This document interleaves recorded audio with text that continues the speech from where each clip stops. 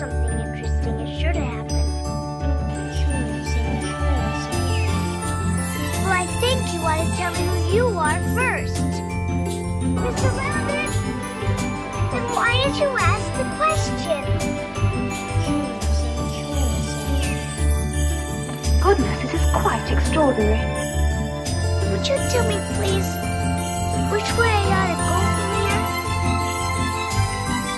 But today is turning into the most curious adventure I have ever had. Welcome to the Alice in Wonderland podcast. This is a place for our listeners to open your mind, let your sense of wonder, imagination, and curiosity loose. I'm your host, Georgia Ellis, and today I'm joined by the most inspiring and beautiful guest, Fizza Kashif Khan. Now, Fizza is a professional migrant coach and a master coach practitioner of Neuro-Linguistic Programming, or NLP as it is known. She's a hypnotherapist as well as an access bar consciousness practitioner. So she has a lot of tools in her tool belt. And I'm really excited to have Fizza on the podcast today because I stumbled across Fizza on Facebook and I saw one of her posts and I was totally inspired by her journey. And I thought, I think the world needs to know about this inspiring, encouraging, courageous, brave woman that I have on the other end of this podcast. So let's get curious. Welcome, Fizza. Thank you so much. It's a great privilege for me, Georgia. And the way you introduced me, my God, I got tears. Absolutely. Thank you so much. My pleasure. So as I was saying, I stumbled across you. I don't even know how I stumbled across you on Facebook. I don't know how you turned up in my feed or how that happened. But you have this amazing story that I'd love for our listeners to hear, because there are so many elements to your story that I think we've all had a part of, and some of us not so much as well, but part of us and some of our journeys in our life have been through similar things to you. Not everything you've been through though, because I've read your story and I see that there's a lot of things you've been through that, you know, I wouldn't imagine that for my worst enemy. So can you take us back? So you are, for those that don't know, you are an immigrant, a migrant here to Australia? I came to Australia 9 years ago as a spouse of international student, and it was not an easy journey because being international student, it's very hard. And as most of my qualifications are not recognized here, that's why I was struggling to get a job, because my husband was a student.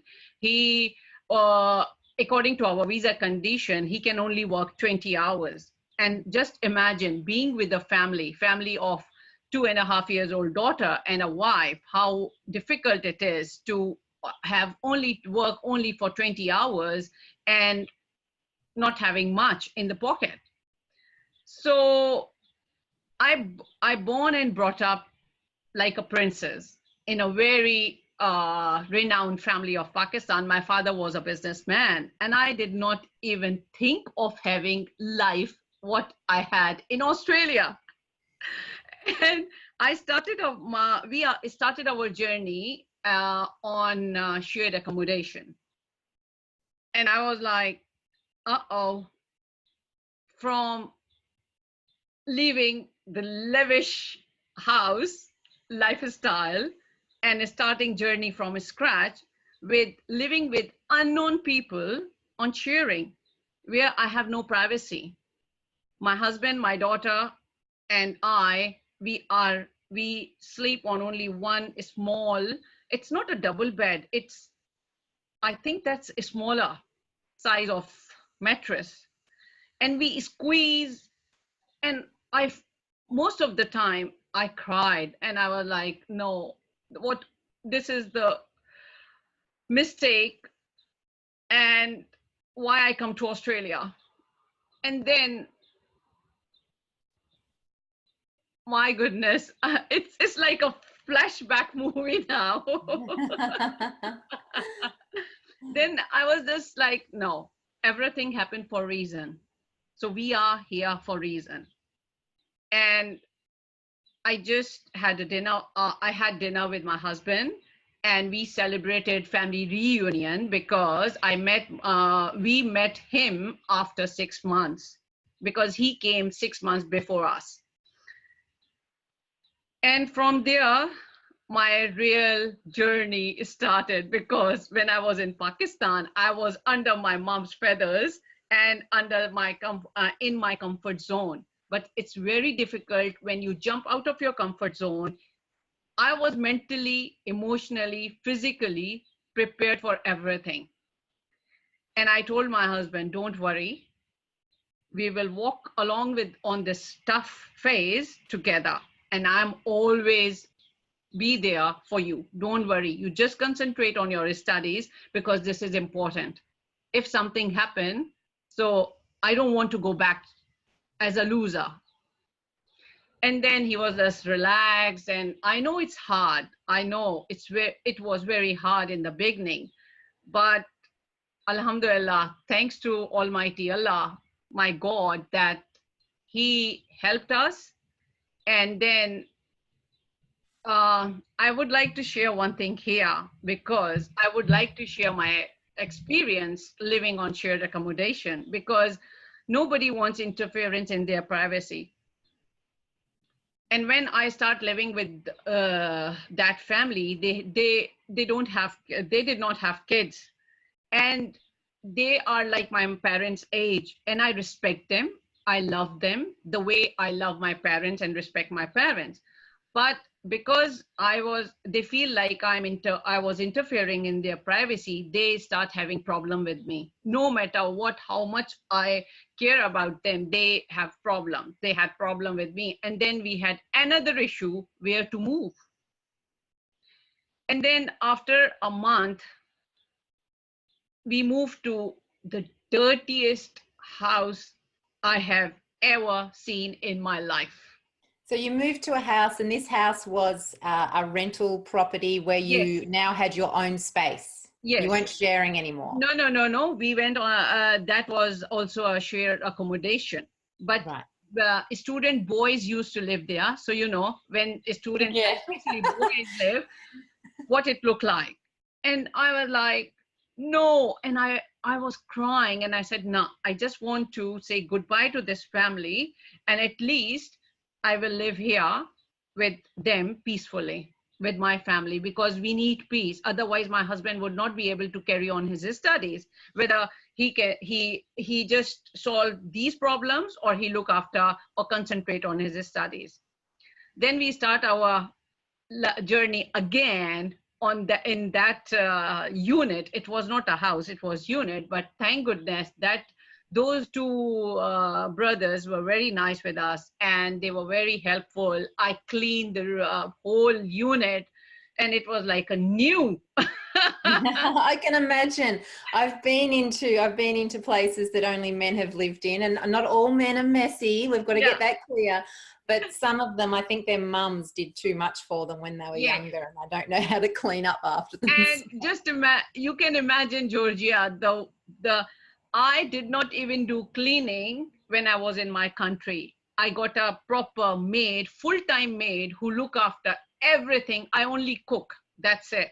I only do cooking, and she done the rest of the thing. And when I was doing that, I got tears, and I was crying that, oh goodness, this is very tough. This is very tough. But I'm really thankful to my mom. She brought up us in that way, where we know how to do cleaning, washing, everything. Although we have maids and drivers and everything, but we sit like a princess at home, and everything done for us by others. Mm. And what a huge contrast for you in your life here, moving from Pakistan. So princess in Pakistan, having people wait on you hand and foot, and all of a sudden you're thrown into a foreign country. Now you speak English very well. Did you speak English before you came? Not really, little bit, because I get my education in English medium school, where we are only speak English, but not much, only in classes, and out of the college and uni, we speak in our native language. Yeah. So you've got a different language, you've got a new culture, a new environment, and all these things going on that are completely outside of what you knew, what was part of your life beforehand. So whereabouts in Australia did you land? Where were you living when you first arrived? Sydney, So my this was home. So you arrived into beautiful Sydney. We won't start a battle between Melbourne and Sydney because I'm in Melbourne. Please don't come to Dubbo, then start Melbourne and Sydney. No, we won't do that. But so how were you filling your day? So you couldn't use your skills that you had in Pakistan. By the way, what were you trained in before you came here? What was your education and your qualifications? I had done my bachelor's in arts, and then I have done different courses that is equal to master's, but it's not a proper master degree. But I got like 1 year diploma course and 6 months certificate course, and that's equivalent to master's. But unfortunately, my qualification is not recognized here. Yeah. But I did not give up. I had skills in these fingertips. So I decided to step up because I promised myself that being in Australia, I am going to support my husband. And then I started my journey as a mobile beautician. So did you have any skills as a beautician before that? Yes. I had done my proper professional beautician course in my country, which is not recognized here too, sorry to say. So were you working before you came to Australia? Had you worked? Yes, but I was a teacher, and before getting married, I was teaching, and that's all. Because we were allowed to just go out of the house, just only to school, not to other professional jobs. We are only allowed to do teaching and nothing else, because my father said no. And I was like, okay, something is better than nothing. Just to get exposure, it's better.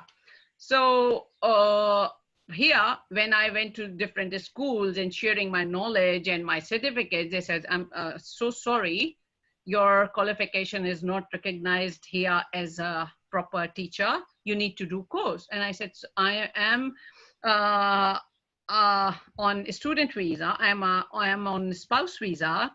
So I'm not eligible to do any course in Australia at this stage. Otherwise, I may need to pay $10,000 fee for do any of the professional course. And they said, sorry, Fizza, we can't help you at this stage. Georgia, whenever I listen to this thing that, sorry, you are not permanent resident, sorry, you are on a student visa, I feel like it's a great insult for me to being a student here, because we are spending thousands and thousands of dollars to pay to get education, and most of the people are treating me like a shit. And at one stage, when people say, hey, you are on a student visa, I thought that they are swearing. I took it in a negative way, that no, it's a great insult for me.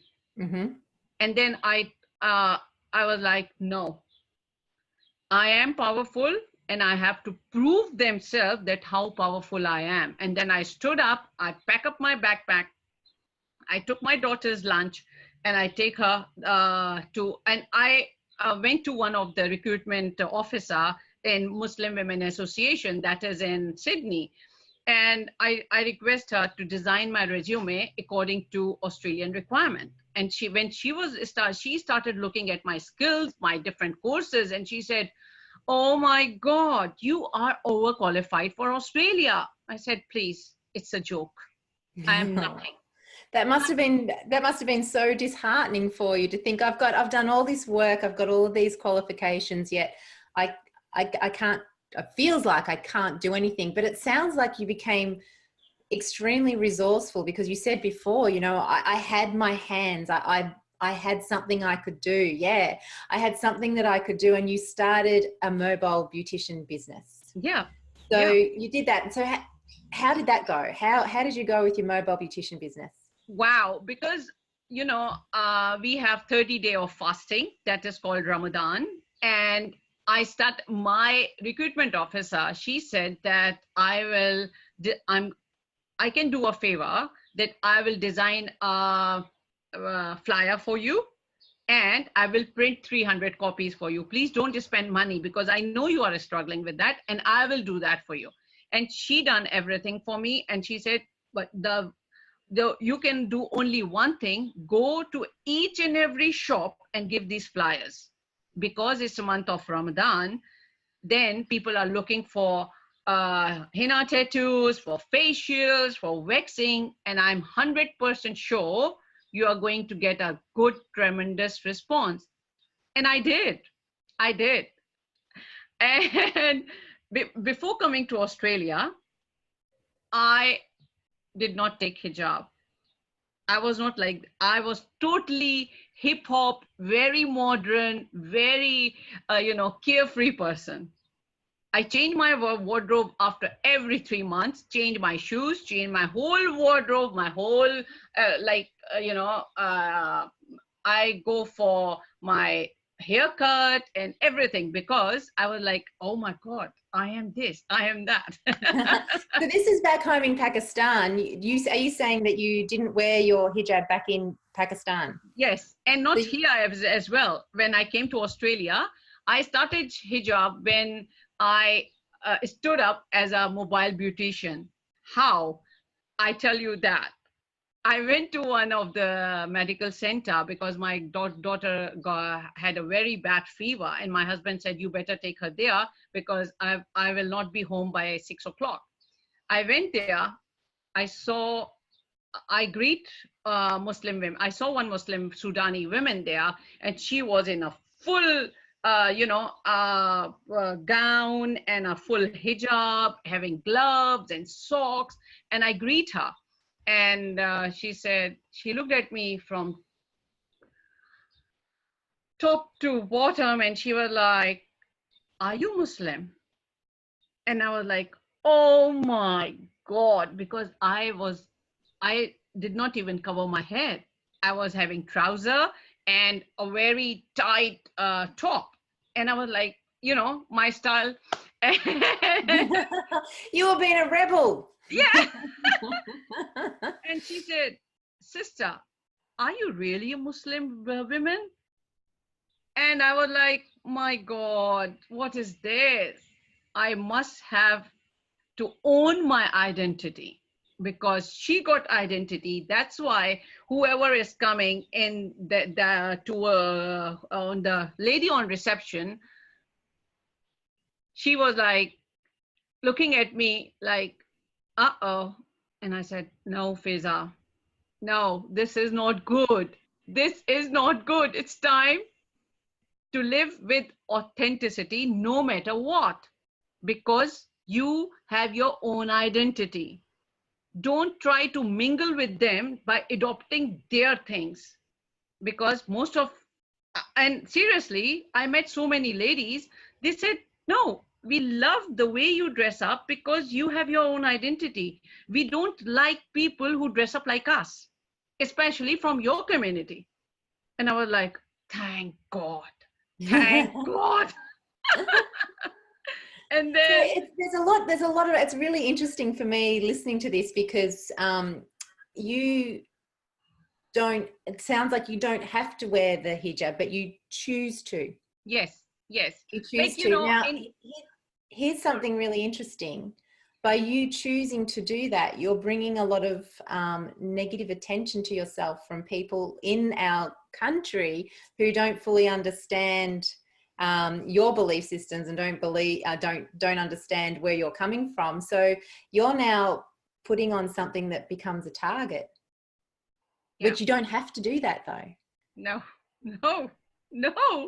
But that's, I listened to my heart at that time.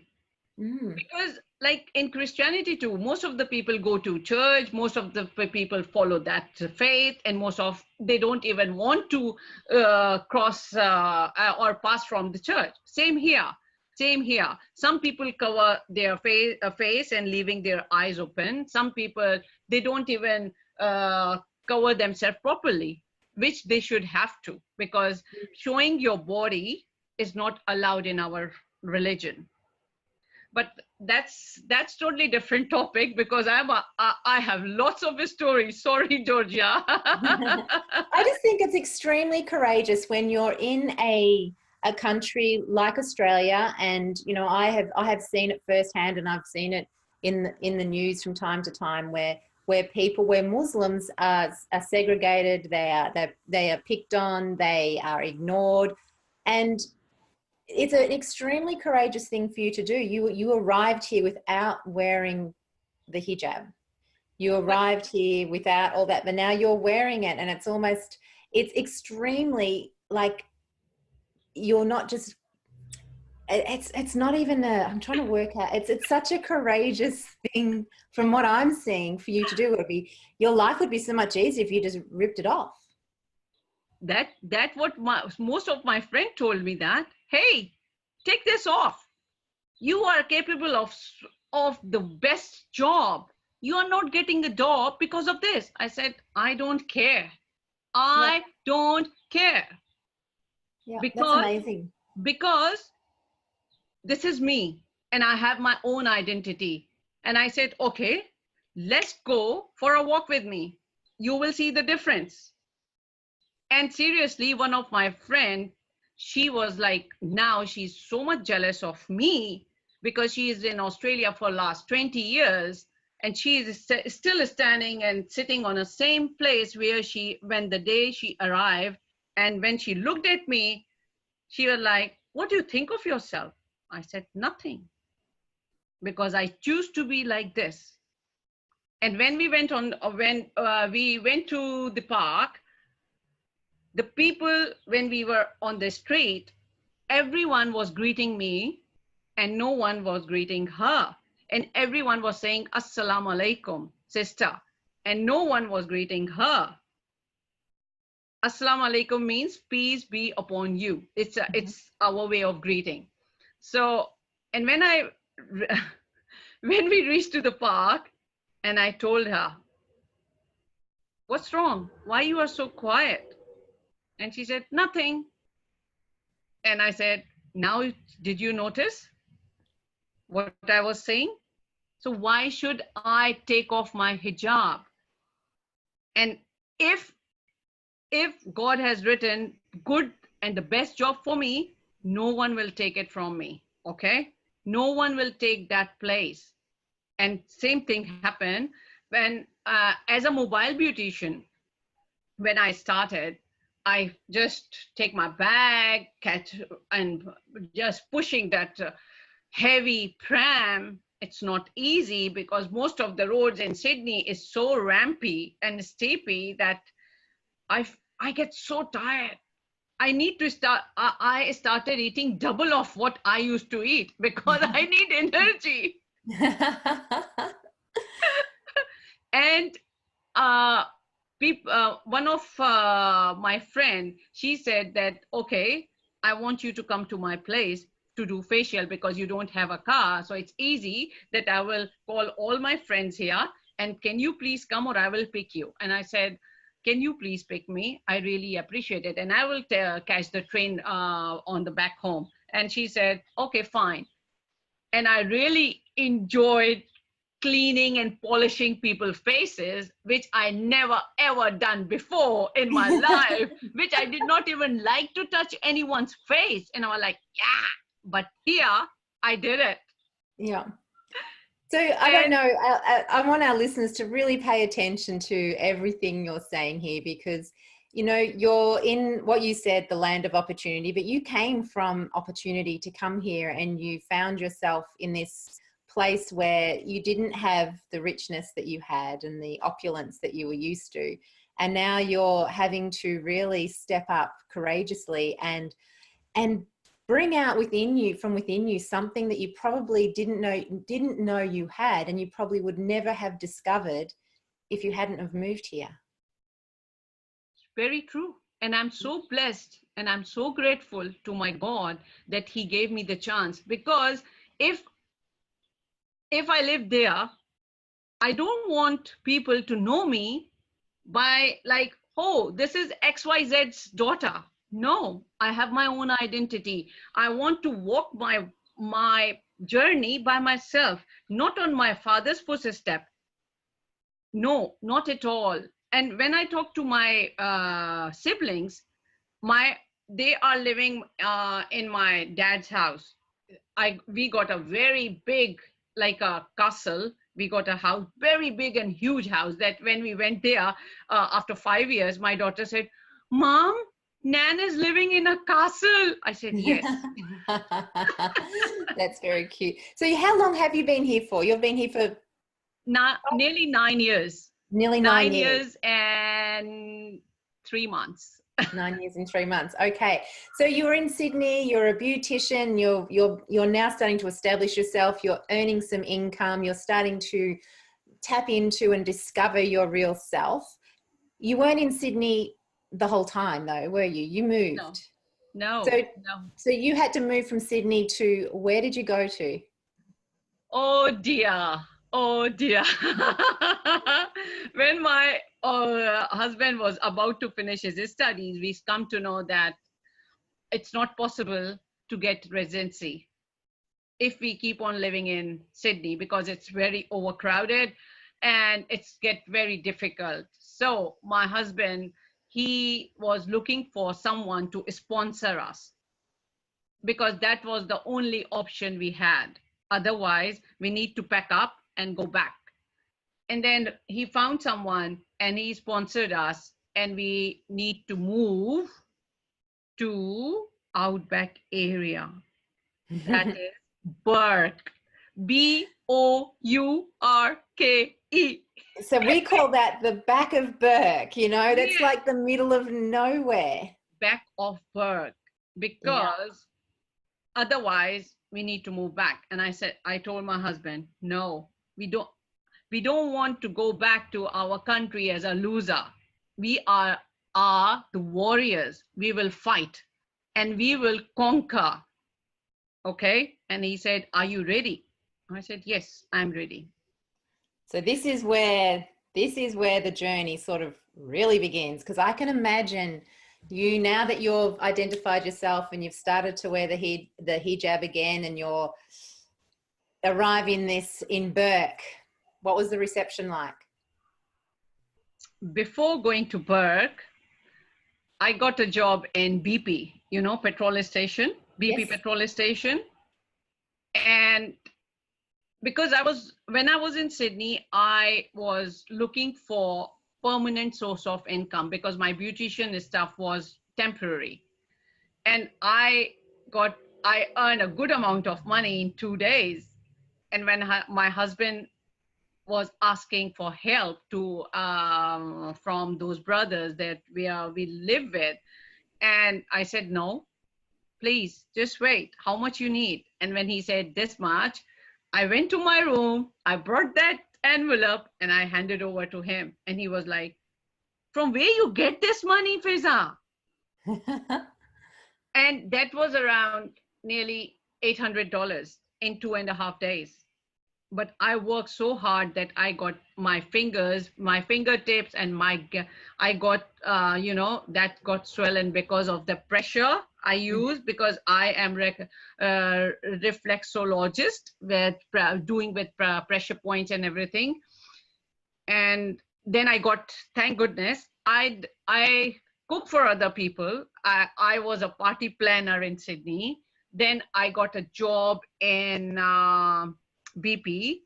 And when I was going for a job interview, because I desperately need that job, Georgia, I was a bit confused. What if my hijab become barrier? Then how? This is the biggest opportunity after 5 months of a struggle that I got it. What if? And I started crying, and I talked to my husband, and my husband said, this is totally up to you. This is your choice. Okay. Whether you will take off your hijab or go for an interview or go with your own identity. You have two choices. And I said, okay. I got up, I had my hijab, and I said, let's go.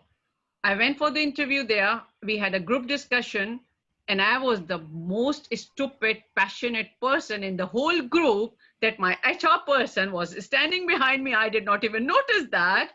And as soon as we finished, she said, Fizza, can I have your passport, please? And I was like, and I started digging my bag. I did not find my passport, and I started crying. And she said, why are you crying? I said, sorry, I forgot my passport because I was getting late to catch the train. And she said, don't worry, fax me ASAP. And I said, I got the job? And she said, most probably. And I really give her a cuddle, and she was laughing, and she said, you are so sweet. So you ended up getting the job at BP, and this is before you went to Burke. So yes. And I start looking as soon as we got and when I was working there, I talked to my manager that can I get transfer, because I got this visa, can I get transfer to any of the BP in Burke? And he was like, where are you going? I said, Burke. Fizza, are you serious? I said, yes, we have to. And he said, Fizza, you are Muslim. You are taking hijab. Are you ready for that? I said, yes, I'm ready for everything. But I want to have a transfer near, or even you transfer me on in 1 hour, if to BP petrol station, that is 1 hour's drive away, I don't mind, I can drive. But unfortunately, there was no BP near to Burke, and not in Koba, not in other different towns. So I ended up with that job. And when I started my work at BP as a CSR and barista, I become victim of bullying and harassment because of this. But I did not give up. And even customers, they did not want me to serve them, not even want me to make their coffees. And I was like, what is this? I'm not worthy. I don't want to be here. I better move. And then I bring my daughter picture in front of me, and I said, now, this is my biggest why. Why we need to fight. Why we need to face everything with courage. This is our why. And if I will give up, what she will think, what she will learn. And then we moved to Burke. Before moving to Burke, because my husband moved to Burke before us, and because I need to go to attend one of my cousin's wedding in Pakistan, and my mom was calling me because it has been 5 years. I did not even hug my mom, and that was the first time when I was like, okay, let's go. And when I went to Pakistan, my siblings, my loved ones, they were shocked to see me in this, because they were not expecting that. There you go. So you've even shocked your family as well. So. Yes, because they know the way I used to live, the way I dress up, the way I mean, dress up means I was not inappropriate. I did not have an inappropriate dressing, but my dressing was like, people follow me. And one of my cousins here, they said, no, please take off your hijab and we want to have a photograph. I said, no, if you don't like me in my hijab, you better stay away from me. I will not take it off. And then they said, you got attitude. I said, whatever. I got the awareness, not attitude. Yeah, it's really interesting how we have, and I spoke about this on one of my previous podcasts with another guest, we have this unconscious bias towards things. Even back in Pakistan, your family has an unconscious bias towards you wearing the hijab, right? And it's like, we've got unconscious bias with people that have tattoos. We have unconscious bias to people who have, who look a certain way, who wear certain traditional clothing. And it's unfortunate that we cloud our judgment that way, but we also put this big barrier between really understanding and connecting with some amazing other human beings out there, right? Just these unconscious bias. We put these automatic judgments on people that don't serve us. And it's, yeah, for me, I find it really, I find it ignorant. It's people that are ignorant. They haven't taken the time to become curious, to be curious about. So I'm just asking you questions. I didn't know that you're actually wearing that by choice. You don't actually have to wear that. So, you know, and for me, that was like, wow, you know, that is really courageous, especially in the culture where we are here, where there is a lot of unconscious bias, and you'd be the best person to explain that because you're the one, you know, wearing the hijab, and you are the one that's more than likely at the other end of what people see and how they then react to seeing that on you, which is a real sign of ignorance and not knowing and lack of connection, appreciation, empathy. There's so much missing unfortunately, from a lot of our culture, because of that unconscious bias. So I know, was Burke a really good experience? What happened in Burke? Burke and good experience? Yes. Now I must say yes. Because but at the time? No, not at all. It was like a nightmare. When I came to Australia after visiting my family, when I'm back home, my husband was on Sydney Airport, and we had an overnight stay in one of the hotel because we need to catch flight for Double. And I was very happy that, oh, Double, okay. And when we landed here, he took his car and he said, "You want to eat something?" I said, "Yes, I'm very hungry." And he bought some fruits and chips from Woolworth. And then he started driving. And I said, "Where are we going?" He said, "Burke." "What? We are not living here. This is not Burke." He said, "No, this is not Burke. This is Double." And when we left Double, it's come Narromine, and our car was driving towards Double. It's so deserted, so no shops, nothing, only different shades of, I was experiencing different shades of sand, like soil, like red, brown, black, then red, brown, black. I said, "What is this?" And when we reached Negan, that's 2 hours before Burke, and I'm like, "Okay, let's go." And he stopped the car in one of the front of the house, and that was his friend's house. And I said, "Oh," and I called my daughter because she was sleeping. And I said, "Nabila, come on, let's go out. Let's go. This is our house. It's so beautiful." He said, "No, this is not. We need to drive 2 hours. We need to go further." And I said, "Oh, goodness." So how long is the trip from Dubbo to Burke? I don't even know how long that is. It's nearly four hours. 4 hours in the car. Okay. And when we reached Burke, it consists of only few streets. And he said, "Okay, we need to buy a few stuff from IGA, and then we go home." I said, "Okay." And when we reached there, I saw indigenous children. Because of this, my tough time started. They came to my they came to me and start swearing and showing middle finger. And I was like, "What? Why they are behaving like this?" And they started swearing. I get down from the car and I said, "What's wrong?" And they literally asked me, "Georgia, who are you?" And I said, "I am human being. I am like you." And they said, "No." "And what is this?" And one of the child, he came to me and he was trying to take off my hijab. And I said, "Hey, stop. Don't dare to touch me." He said, but why you are taking this? I said, please go away. I will tell you later on, not today.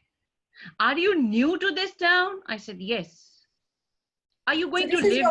This is your first encounter in Burke. Yes. Okay. And I started crying when they left. And my husband said, why are you crying? I said, they were showing me middle finger and they were swearing and they were asking me who I am. And he said, don't worry, don't worry, don't worry. Everything will be okay. And when I reached home, it was a beautiful home, beautiful house. Wow. And that I called home sweet home. But same day, same night, the day I reached there, the very first night in that house, I feel like someone threw something on my window. It was like bang. And I said, what is this? And my husband said, nothing. Because I was so tired, I took a shower and went to bed. Very next morning, I saw a few indigenous kids in front of my house, and they were swearing. They were pointing finger to something. I did not realize it, where they are pointing finger, and they were swearing. And I said, is this Burke? Are they behave with us like this? And he said, nah, they don't know. You will be okay. And then we took our daughter to a school for admission, and she got admission there. Even teachers and principal in that school, they were shocked to see me in hijab. And when I shake hand and I started speaking with them, they got surprised that, wow, she's speaking English too. That's that unconscious bias coming out, not really knowing again. Okay. So Yes. it's really interesting. So I'm just conscious that of where we're going on the journey, and you've got 9 years, and we're not going to sit here and talk about your entire 9-year journey. No, not at all. I'd love to. So, you know, we were speaking before we started the podcast, and one of the things that you mentioned was that you had a turning point it was in Burke, wasn't it? You had a massive turning point with really getting clear on a little bit deeper into your own identity and your purpose, and to really dig deep. Would you like to walk us through what happened leading up to that turning point and what happened through that turning point? Sure. So many things. When my husband got a job as a customer service manager, and on weekends he do security as well. So when he was working there, he also gone through so many problems. That leads to frustration and depression. And whenever he came home, he started bursting out his frustration on me. Just verbally? Yes, thank goodness. And that's really affecting my mental health, my physical health, my well-being. And I was like, no, this is not acceptable. And one day, something worst happened at his workplace. And that day he broke all his record. He was so abusive, so frustrated that he did not even realize that what he was talking about. And he started blaming me for all his failures. You this, you that, you this, you that. And he swear, he was very abusive. And I was like, oh goodness, this is what it is. And how, no, this is not what I want. I had enough.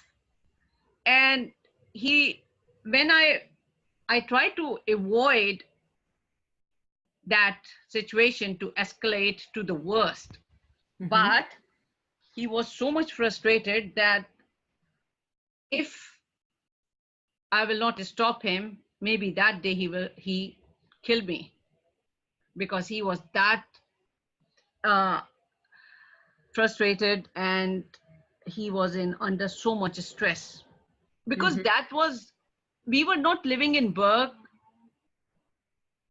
We are there for reason. We have a purpose to get our residency because we don't want to go back to our country as a loser. And that we should have to do that for 2 years or 2 or 3 years. So that's why my relationship with my husband was getting worse day by day. And I try to cope up with that thing. And I try to be very soft and very humble with him by accepting, okay, you are right. Okay, you are fine. You will be fine. Please don't say that. Don't do this. But one day, that thing got totally worse. And I don't want to take any help, outside help. Otherwise, it was a small town. And, you know, everything is spread like a fire. We were already in that much state of mind that we can't afford that people start pointing out fingers on us. Like, see, yes, he is like that. That's why he's having problem at home. He is like that. You know what I mean?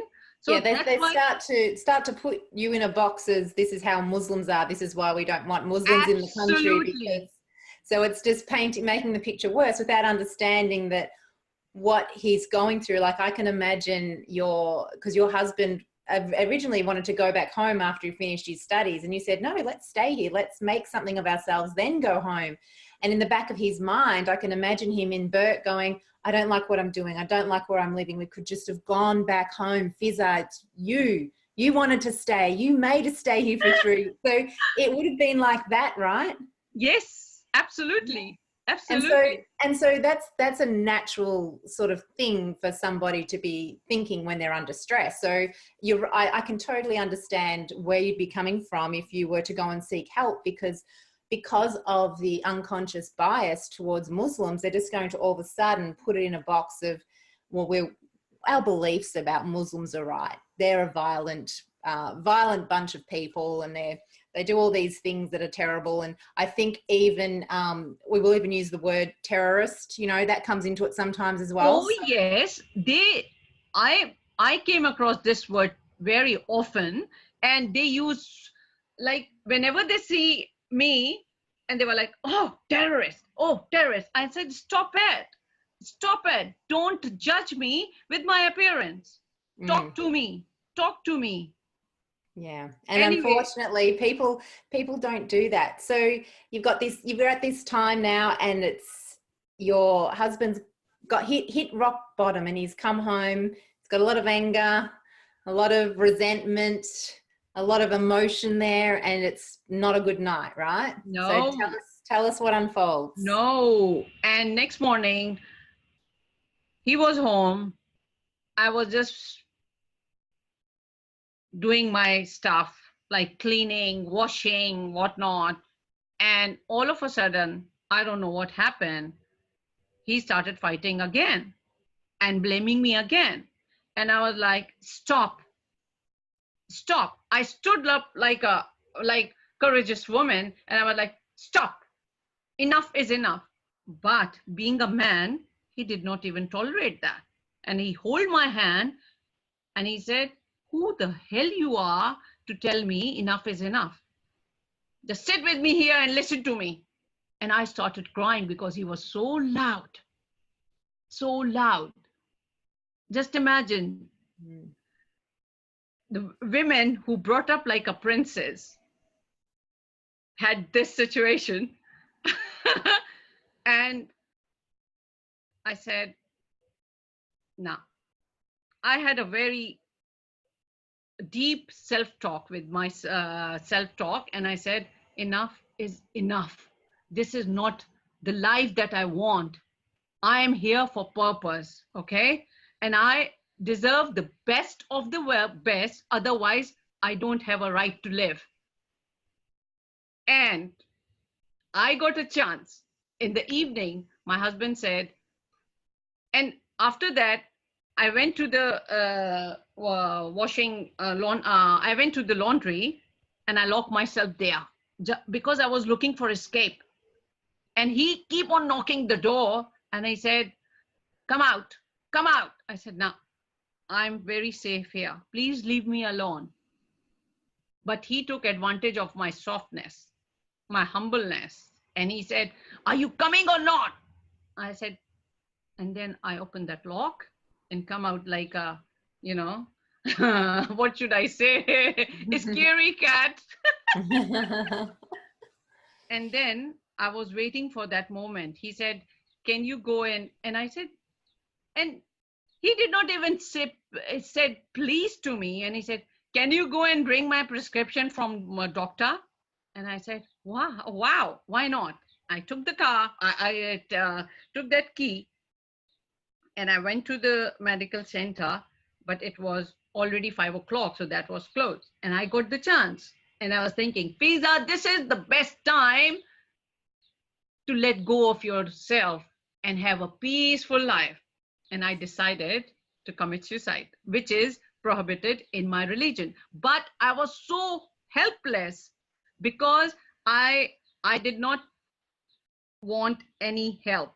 And if I call my mom, she start giving me lecture instead of being a good listener. She keep on giving me suggestion, do this, do that, do this, do that, which I was not ready to listen. And I took my car. I was like I went on the main highway, which was 3 or 4 streets away from our street. And I start driving on 140.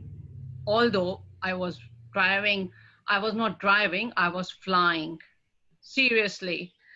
And fortunately, I saw one road train. And I was like, this is the best time, Fizza, to say goodbye to yourself. And I was just about 1 centimeter away from that road train. I saw my dad and my granddad in front of my car. Because I was crying like a child so loudly, I don't want to live. I want to die. Let me go. And, like totally helpless, depressed person. And I got a very blurry vision, but I saw my dad and my granddad in front of my car, and they said, "What are you going to do? What you are doing? Stop it." I'm not joking. I listened that voice, and that voice is full of anger. And my granddad said, "Stop the car. You are here for a reason. You are not going to do this. Stop at once." And I was like, no, I don't want to live like this. I'm here. I deserve the best. But he keep on blaming me for his failures. I'm not responsible for his failures. And my granddad and dad said, you are not responsible for anyone. You are responsible for yourself. You are here for a reason. And you are here to empower other people, because you call yourself light of hope and reason of a smile for humanity. You forgot your reason. You forgot your mission. And I was like, no, but I had enough. And they said, yes, we know that you had enough, and enough is enough. Now it's time for you to step up. Stand up for yourself like a Hercules, and we are here for you. I don't know what happened to me. I took my car and just stop in the corner, and I get down from that, and I spread my arms like a wing, look at the sky, and I said, enough is enough. Now, God, you are there to look after me. Because of you, I know this suicide is prohibited. Because of you, I'm not committing that, because I know you love me more than my mom. So please hold me tightly and please support me in walking towards that path. And I want to live my life to serve people, serve humanity. Please give me strength, give me courage. And that was the turning point of my life. And it's for, it's to be in that moment, we don't realize that, but what a beautiful thing to have happen, because, you know, I know from your biography that your father and your grandfather, they immigrated from India to Pakistan, and they started from nothing to then build this amazing business that could allow you to be a princess. Right? So although it's, you know, and it's really, it's such a nice thing to have them appear for you, to shine the light on you, so you can see that, you know, if we can do it, you can do it. Yes. You have the ability to do that. And I love that your purpose is, and you're very clear on your purpose, is to be a light of hope and a reason to smile for all of humanity. And, you know, we look at all, and I'm sure there's been other things and other hurdles you've got over, but if we look at your journey and where you've come, the mere fact that you have gone through all of those challenges and those obstacles as an immigrant here in Australia, and you still have this amazing, infectious, beautiful smile. Now, people are going to listen to the podcast. Some will be able to view it on YouTube, but those that listening can't see your gorgeous smile and your beautiful face. Oh dear. Thank you so much. But it really is enlightening, and it's a beautiful smile that you have. So I'm going to start to finish up now, because I think that's a beautiful story of hope, and a beautiful story of understanding that, you know, life can deal, and I'm going to use one of your words, shit, to us. But, you know, there is that ability within all of us to rise up, and it does pass, doesn't it? It passes. And, you know, for you being somebody who was ready to take your life, and look at where you are now, you've moved through that, and you're now this beacon and this light to so many other people, and you're helping immigrant women. You do coaching as well. You've got all these things that you can help people with, which is amazing because of your journey and your strength. And, you know, if I was looking for a coach, I'd want someone just like you, because you have actually lived the journey. You have, it's not just you saying something you've read in a book, it's you have learnt from a journey of really being able to believe in yourself and be your authentic self.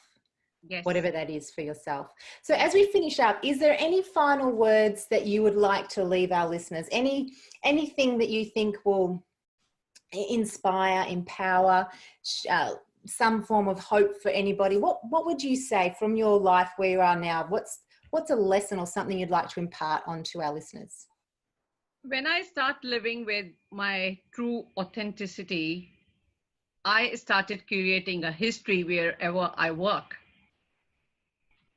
And people love me, they miss me, and I still receive their text messages. And how beautiful it is that I made them accept the way I am, because my husband, my daughter, and I, we started believing that treat everyone as you want to be treated. And I helped so many people in Burke transforming their life. I had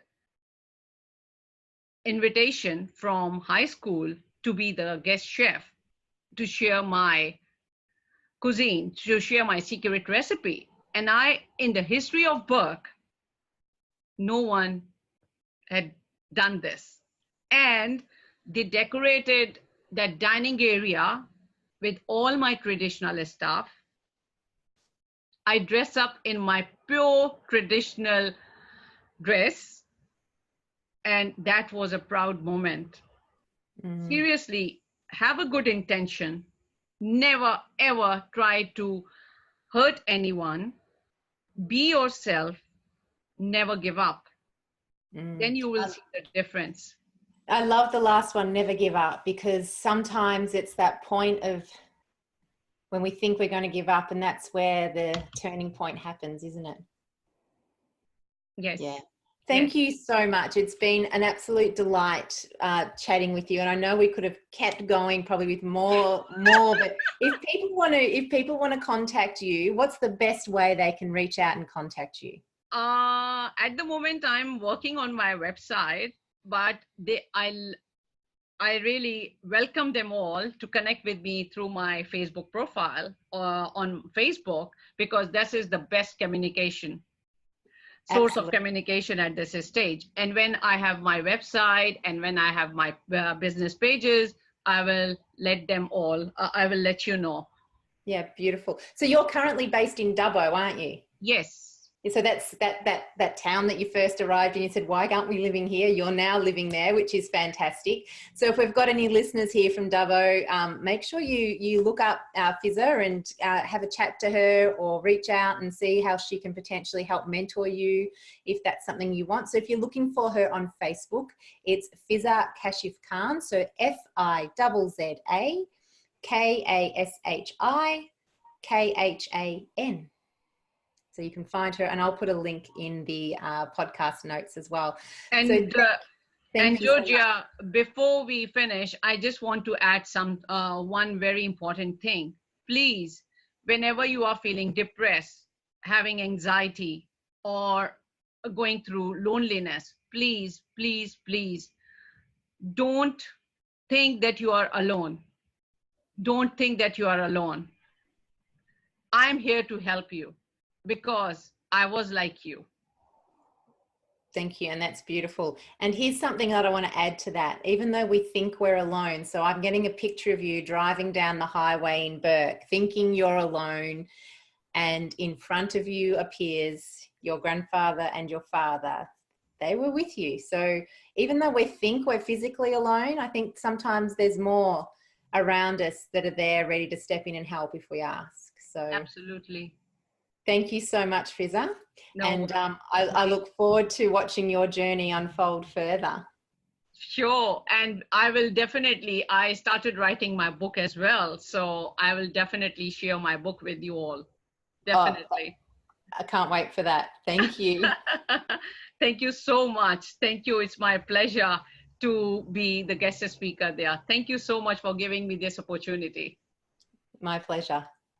Thank you for listening into that beautiful interview with Fizza. So Fizza gives me a lot of hope and inspiration, and really makes me think about, where have I not been courageous to step into my authentic self? Where have I tried to fit in so that I don't stand out, so that I don't attract things to me that I don't want? And it's such a beautiful story of courage. And I really do recommend that you look her up on social media and follow her. I've been following her for only a few months now, and her posts are inspiring. Her story is inspiring. Her smile is infectious. She's a beautiful woman who is absolutely is helping women just like herself to assimilate and to be their authentic self in a new country. And I think it's just a beautiful thing. She's an angel, cleverly disguised as a human being. So please reach out to her. And if you're listening to this podcast and you've liked it, leave a comment, leave a testimony, a review, a like, whatever platform you're listening to. I'd love to hear your thoughts on, or if there's anybody you'd like us to interview, send their details our way. So thank you so much for joining us on the Alice in Wonderland podcast. It's such a delight bringing to you new and inspiring people, ordinary people doing extraordinary things on this planet that we share. So thank you, and enjoy your day. Today is turning into the most curious adventure I've ever had.